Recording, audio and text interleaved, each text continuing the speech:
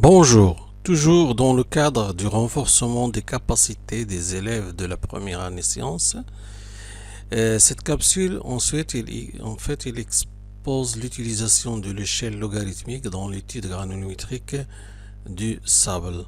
Alors on a vu dans le cours qu'en fait pour l'étude granulométrique on utilise une batterie de tamis. Et cette batterie de tamis, elle possède 10 calibres différents. Ces calibres, ils suivent une progression décroissante du haut vers le bas, c'est-à-dire le tamis avec un grand calibre se trouve en haut et le tamis avec un petit calibre se trouve en bas. Et chaque dimension de maille d'un tamis correspond en fait à la dimension du précédent multiplié par 1,259. Donc le calibre des tamis, il suit une progression géométrique. Et lors de la représentation graphique de la variation du pourcentage cumulatif en fonction du diamètre des tamis, on est amené à représenter deux variables qui suivent deux progressions différentes. En fait, le diamètre, elle suit une progression géométrique. Par contre, le cumulatif, le pourcentage cumulatif, il suit une progression arithmétique. Pour cela, je dois utiliser une échelle semi-logarithmique. Ici, j'ai donc une gradation qui est logarithmique, qui suit une progression géométrique. Et ici, j'ai une progression qui est arithmétique. C'est une échelle linéaire. Je vois bien ici que le diamètre il varie de 0,05 jusqu'à 2. Alors, c'est quoi en fait une progression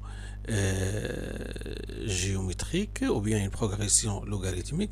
C'est en fait, on voit bien que le papier il est divisé en plusieurs modules. J'ai ici un module, premier module, deuxième module, jusqu'ici, et le troisième module. Et dans chaque module, en fait, puisque c'est une progression bien logarithmique qui est à base de 10, j'ai en fait 10 gradations. Si j'ai ici le 1, j'ai ici le 2, 3, 4, 5, 6, 7, 8, 9 et 10. Et ça se répète. Donc, je peux mettre par exemple comme gradation, par exemple ici 10-4. Donc, j'ai ici 10-4. Puis 10-3, 10-2, et enfin 10-1 dans la dernière gradation. Donc si j'ai besoin de ces gradations, je peux donc opter pour cette gradation.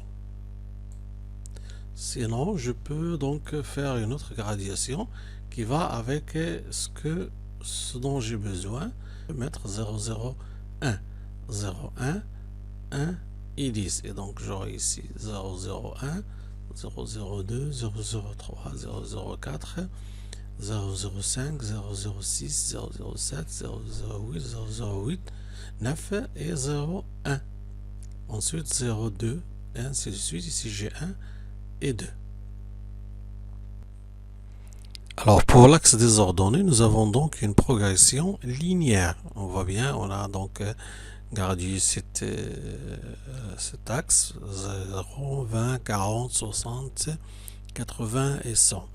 Et donc on va commencer donc à poser les points donc en fonction de leur distribution dans le tableau des valeurs. Pour le 2, nous avons les 0, donc 1, 2, j'ai ici le 2.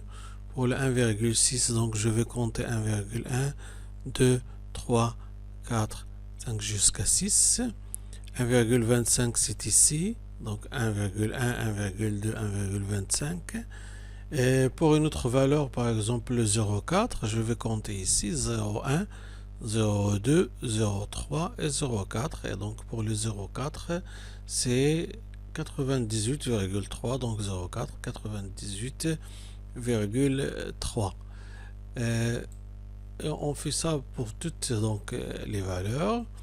Alors pour le 0,25 c'est 100%, alors 0,1, 0,2, 0,25 c'est ici c'est 100%. Pour le 0,2 c'est 100%, donc le 0,2 c'est ici, donc le point il sera ici c'est 100%. Pour le reste des valeurs, par exemple 0,16, 0,16, donc 0,11, 0,12, 0,13, 0,14, 0,15, 0,16. On verra ici. Donc 0,16. Et également pour le 0,125, c'est 100%, c'est 0, donc 0,2. Donc 0,11, 0,12, ici, c'est ici. 0, donc 1, le 0,1, c'est ici, c'est 100%. Et également pour le 0,8, 0,08, donc 0,08, c'est ici. On a 100%. Le 0,063, donc c'est 0,01, 0,02, 0,03, 0,04, 0,05, 0,06, 0,063, c'est ici. Et donc le 0,05, 0,02, 0,03, 0,04 et le 0,05. Et donc j'ai représenté tous les points. Je peux ensuite lier les différents points par une courbe qui sera donc une courbe en S. Et donc vous voyez en fait qu'on a représenté en fait donc la variation du pourcentage cumulatif en fonction du diamètre des calibres des différentes tamis. Et sur ceci donc je vous laisse jusqu'à une nouvelle capsule. Au revoir.